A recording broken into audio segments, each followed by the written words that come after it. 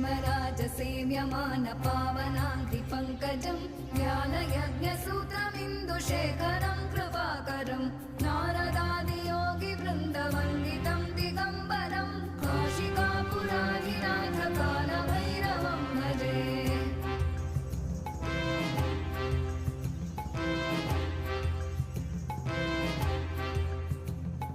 भानुकोटिभास्वरं भवाभितारकं परं नीलकण्ठमीप्सितार्थदायकं त्रिलोचनं कालकालमम्बुजाक्षमक्षशूलमक्षरं काशिकापुराधिनाथ कालभैरवं